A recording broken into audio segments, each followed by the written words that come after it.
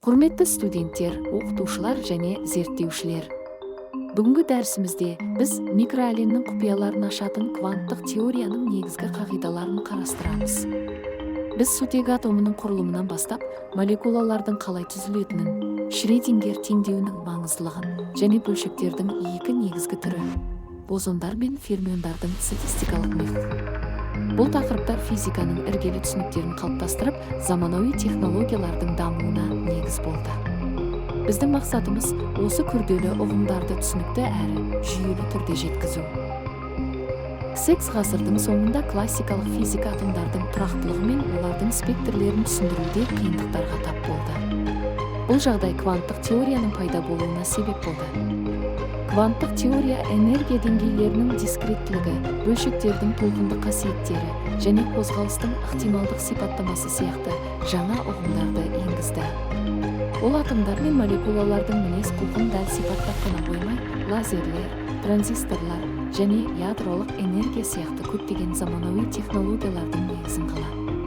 Кванттық механика біздің әлем туралы түсінігімізді түбегейлі өзгертті. Сутегі атомы кванттық механикадағы ең қарапайым және ең маңызды жүйелердің бірі. Ол бір протон мен бір электроннан тұрады. Бор моделі электронның белгілі бір орбиталарда ғана қозғала алатынын және осы орбиталарда энергия шығармайтынын көрсетті. Алайда Бор моделі күрделі атомдарды түсіндіре алмады.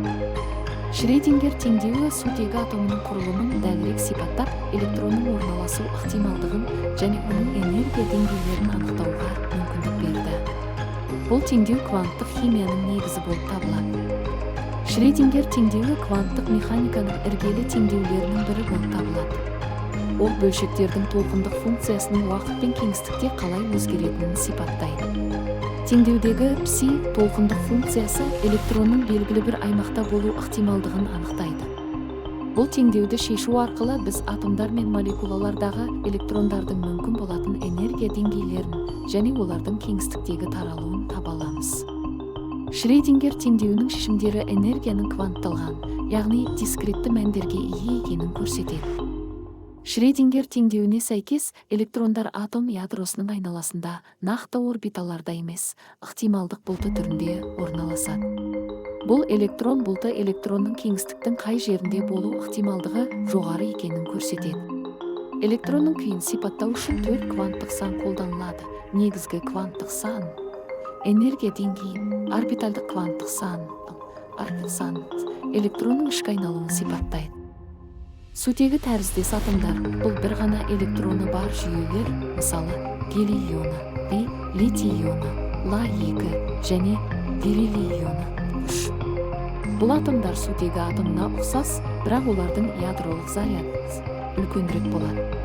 Ядролық заряд артқан сайын электрондардың энергия деңгейлері тереңдей түседі, яғни электронды ядроға жақынырақ ұстайтын тартылыс күші күшейеді. Бұл атомдардың энергия деңгейлерін сутегі атомының формуласын қолданып есептеуге болады, тек ядролық зарядты ескеру қажет. Олардың энергиясы сутегі атомынан әлдеқайда жоғары болады. Сутегі молекуласы екі сутегі атомының байланысуы арқылы түзіледі. Бұл процесте екі электрон екі ядроның тартылысы өрісінде қозғалып, ортақ байланыс түзеді. Шредингер теңдеуін жуықтап шешу арқылы біз байланыстырушы және байланыстырмаушы орбитальдардың бар екенін анықтаймыз. Байланыстырушы орбитальдарда электрондардың энергиясы төмен болады. Бұл молекуланы тұрақтандырады. Керісінше, байланыстырмаушы орбитальдарда электрондардың энергиясы жоғары болады және олар молекуланы тұрақсыз етеді. Бұл кванттық механикалық түсіндіру химиялық байланыстардың табиғатын ашуға мүмкіндік береді. Микроәлемдегі бірдей бөлшектердің мінез құлқы классикалық статистикадан ерекшеленеді. Кванттық статистика бөлшектерді екі негізгі түрге бөледі: бозондар және фермиондар. Бұл бөліну бөлшектердің спиніне, яғни олардың ішкі бұрыштық импульсіне байланысты. Бозондардың спині бүтін санға тең, мысалы 0, 1, 2, ал фермиондардың спині жартылай бүтін санға тең, мысалы 1, 2, 3, 2. Бұл айырмашылық олардың бірдей кванттық күйде болу мүмкіндігіне әсер етеді және әртүрлі физикалық құбылыстарды тудырады. Бозе-Эйнштейн статистикасы спині бүтін санға тең бозондарға қолданылады. Бұл статистиканың ерекшелігі бірнеше бозонның бір кванттық күйде болуына рұқсат етілуі. Төмен температурада бозондардың көпшілігі ең төменгі энергия деңгейіне жиналып, Бозе-Эйнштейн конденсатын түзеді. Бұл құбылыс лазерлердің жұмыс істеу принципінде және өте суық атомдарды зерттеуде байқалады. Бозе-Эйнштейн статистикасы фотондар, гелий-4 атомдары сияқты бөлшектердің мінез құлқын сипаттайды. Ферми-Дирак статистикасы спині жартылай бүтін санға тең фермиондарға қолданылады. Фермиондар үшін Паули принципі күшінде болады, яғни екі бірдей фермион бір кванттық күйде бола алмайды. Бұл принцип электрондардың атомдардағы және молекулалардағы орналасуын, сондай-ақ металдардың электр өткізгіштігін түсіндіруде маңызды рөл атқарады.